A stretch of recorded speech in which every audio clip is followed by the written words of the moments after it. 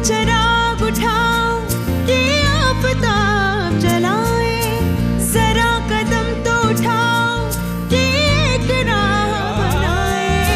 उतारो पाँव से मेहंदी की ये पाँव जलते हैं, उतर के राह पे देखो कि ये पाँव चलते हैं।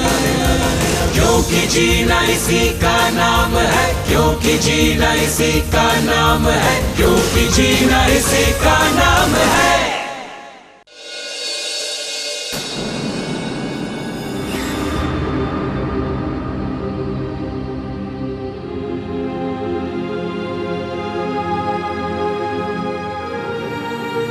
एक बार फिर सोच ले, माया विरोधी है तेरी। औलाद का दुख विरोधी से ऊपर नहीं होता। बेटी खोई है माया जी ने, और अगर इस वक्त मैं उनके दुख में शामिल ना हुई तो खुद को कैसे मुंह दिखाऊंगी। हाँ हाँ ठीक है ठीक है, माया के लिए बचा के रख ये भाषण। मेरे तो मन में आया, मैंने कह दिया। चल अब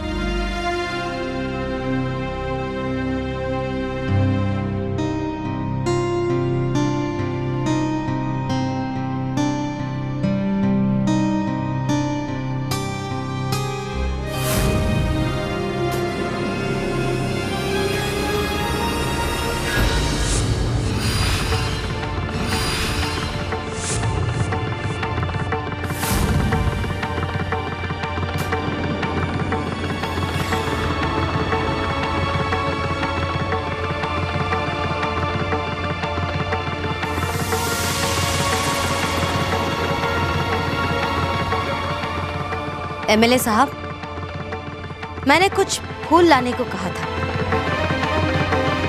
मंगवाइए तो जरा। सरपंच जी आई है, इनका स्वागत फूलों से तो कर दूं। माया जी देखिए। क्या देखूं मैं सरपंच जी? नकली आंसू या झूठा दुख? बेटी खोई है मैंने अपनी, दुख से मेरा सीना फटा जा रहा है, और आप चलिए आई नमक छिड़कने। माया, हम यहाँ तुम्हारे दुख में शामिल होने के लिए आए हैं। वाह मंगत मामा, वार भी करोगे और मल्हम भी लगाओगे, ये यहाँ नहीं चलेगा। बड़े घर के बड़े एहसान हैं मुझ पर।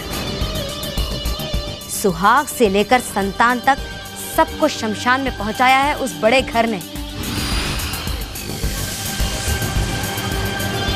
और तुम चले आए यहाँ घड़ियाली आंसू बहा। मैं आपका दुख समझती हूँ माया जी कि इस वक्त आपके दिल पर क्या बीत रही है। इतनी ही समझ होती तो मेरी बेटी की आत्मा को अशांत करने यहाँ नहीं चली आती आप। पर मैं आपके खेल बहुत अच्छे से समझती हूँ सरपंच जी। चुनाव का वक्त है, विरोधी के दुख में दुखी होकर अपने नाम के नगाड़े पिटवाने से कैसे रह जाते हैं।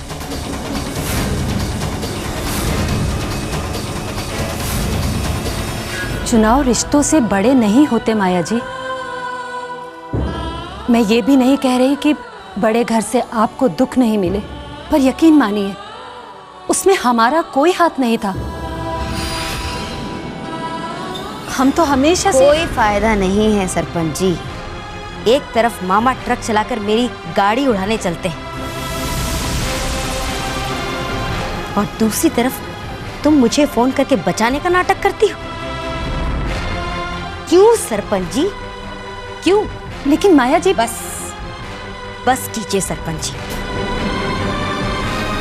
अगर बातें साफ करनी ही है तो ये सबके सामने होगा। अगर तुम में हिम्मत है तो आओ पूरे गांव के सामने और मेरे सवालों का जवाब दो। इंतजार करूंगी मैं आपका।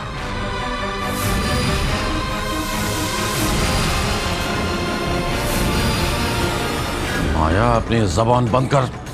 क्या कह रहे हैं आप ये? इसे इसकी भाषा में समझा रहा हूं। हम यहाँ तेरी बेटी का अफसोस करने आए थे और तू। निमंत्रण नहीं भेजा था मैंने आपको अफसोस करने का मामा। मेरी बेटी की शोक सभा है, इसीलिए चुप हूं। लेकिन अब ज्यादा दिन तक चुप नहीं बैठने वाली मैं। इंसाफ चाहिए मुझे और जवाब चाहिए राजपुरा की सरपंच से।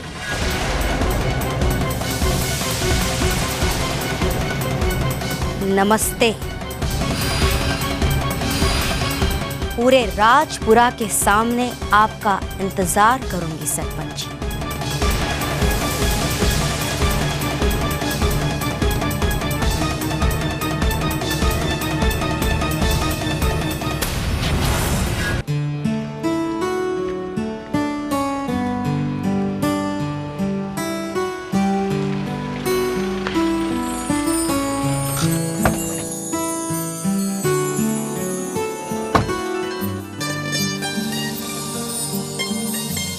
अच्छा हुआ तुम यहीं मिल गई।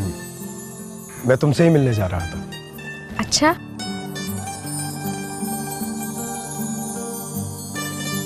अब आप अस्पताल से आ रहे हैं ना? कैसे हैं मास्टर जी? खतरे से बाहर है, पर उन्हें कुछ दिन और अस्पताल में रखा जाएगा। सविता उनके साथ ही है। ये तो बहुत अच्छी खबर है। अब सारी खबरें अच्छी ही होंगी कमला।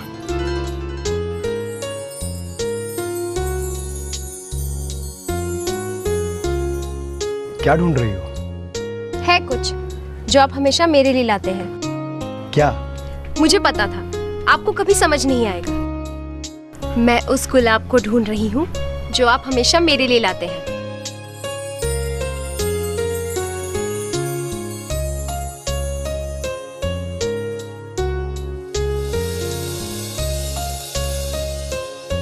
माफ कर दो, अगली बार पूरी टोकरी लेके आऊंगा। भूलना मत। अच्छा, अब मैं चलती हूँ। कुछ काम है? हाँ। जरूरी है? मतलब अगर अभी तुरंत नहीं होगा तो क्या कोई खास मुसीबत आ जाएगी? नहीं। मतलब बाद में भी हो सकता है। हाँ। तो मतलब तुम मेरे साथ रुक सकती हो? बाप रे, इतने सारे सवाल सिर्फ मुझे रोकने के लिए? तो तुम रुक रही हो? एक शर्त पर। कैसी शर्त? अब इसके बाद आप मुझसे और सवाल नहीं करेंगे। ओके। आओ।